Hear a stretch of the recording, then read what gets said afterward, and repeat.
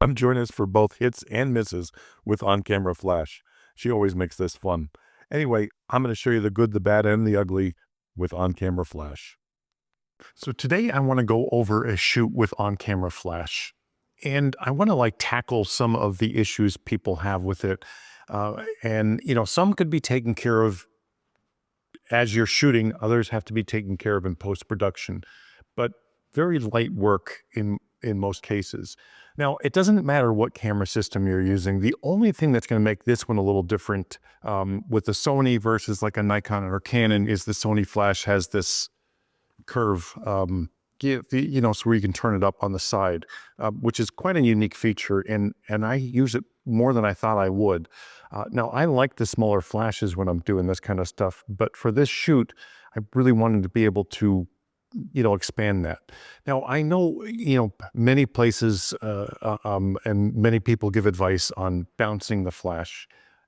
If you're shooting an event, most events I go to, the venues do not have a ceiling that you can bounce off of. It's either too high, it's painted black like mine, or it has mirrors on it, which create really weird light artifacts because they usually have chandeliers in between them. So most of the time, a good amount of time, there's nowhere to bounce. And, when they say, oh, we'll turn it to this side and bounce it off the wall so it comes in this way, most venues are not that small like this. Even with a studio, if I'm, 10 feet away, I'm using some power to get that to bounce off that wall and come back.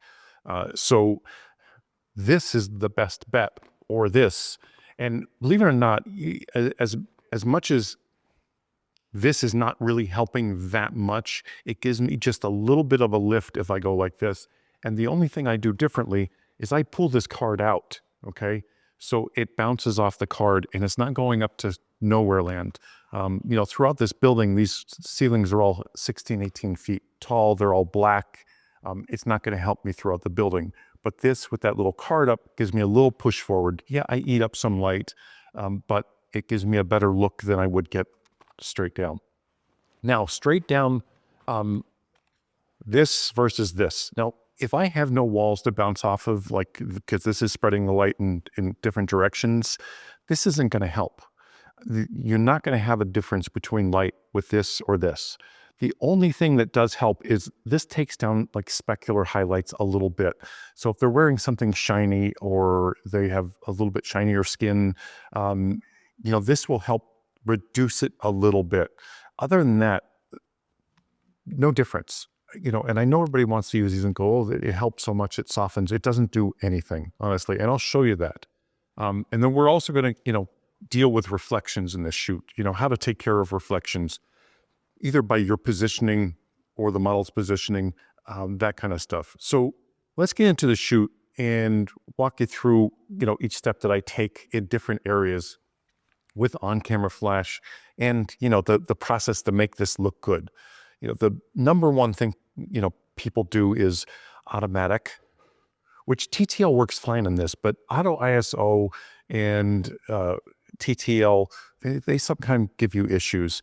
And it depends on what the person's wearing or the surroundings are and your metering mode. So, let's dive into that a little bit and get better with on-camera flash, because you can really create some beautiful images with this.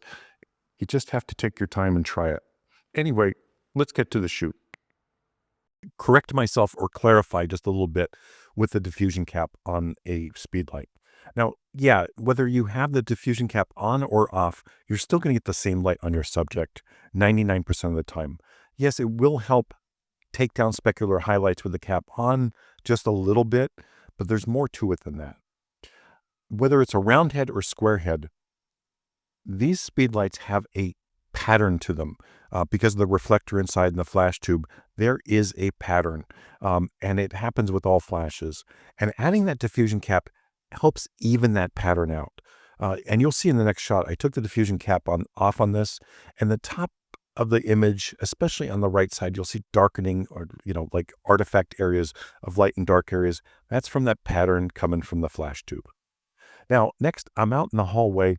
I'm at ISO 64, because I just came out of the studio and I didn't change it. Now, a lot of companies would love this look.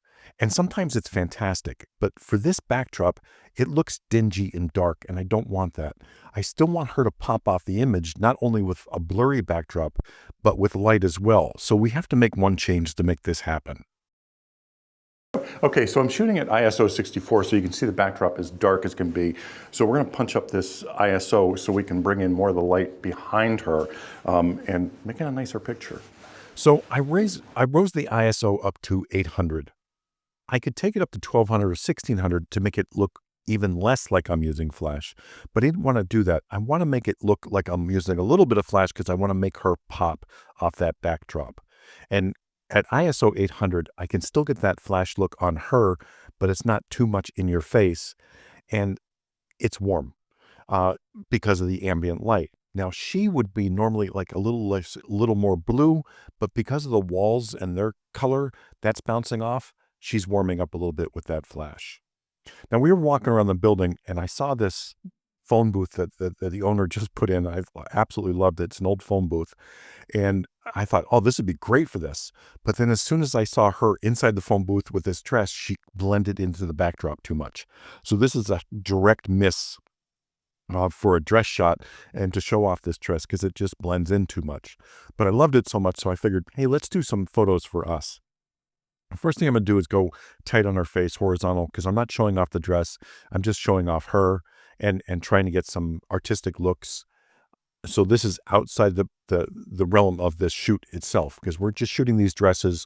Her mom is a seamstress and designer, and she does all these, and that's what we're doing the shoot for. Now for this shot, I'm shooting through glass. A direct flash would definitely give me some kickback from the glass.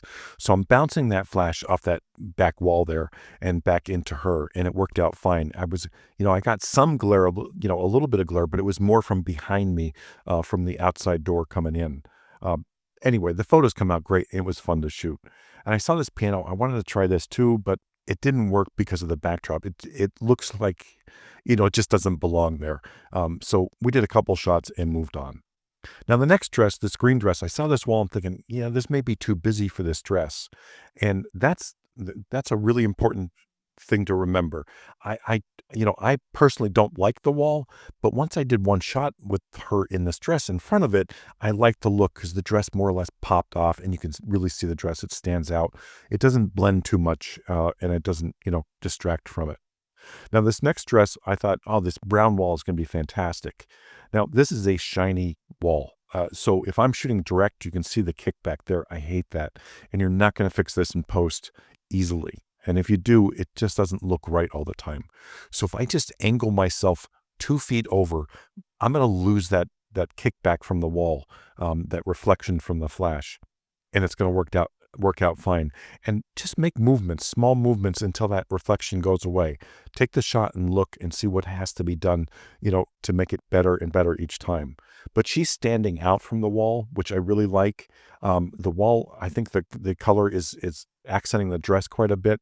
So I like the look.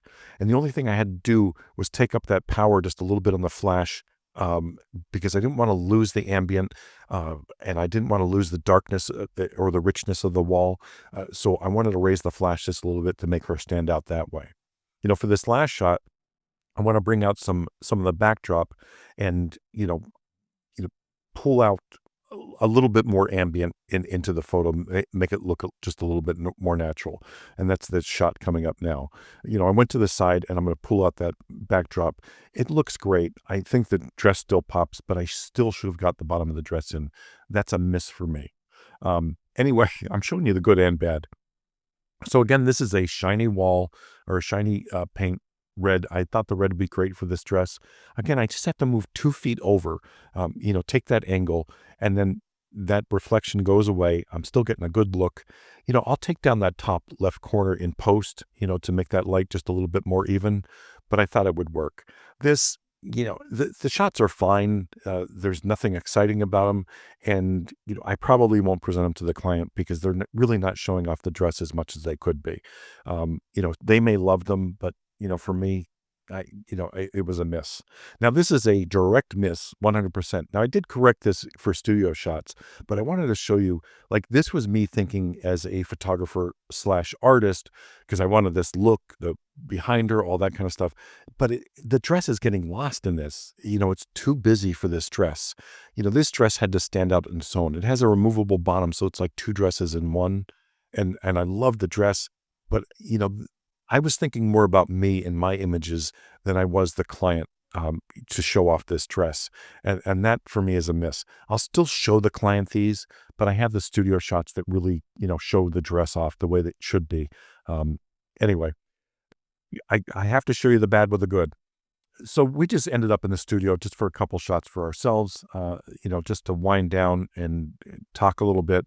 And, these are our last couple shots. But anyway, I hope you enjoyed the shoot. I hope there was some tidbit of information that'll help you on your journey with on-camera flash. And thanks for watching as always. Make sure you ask any questions below. I'll get to them, I promise.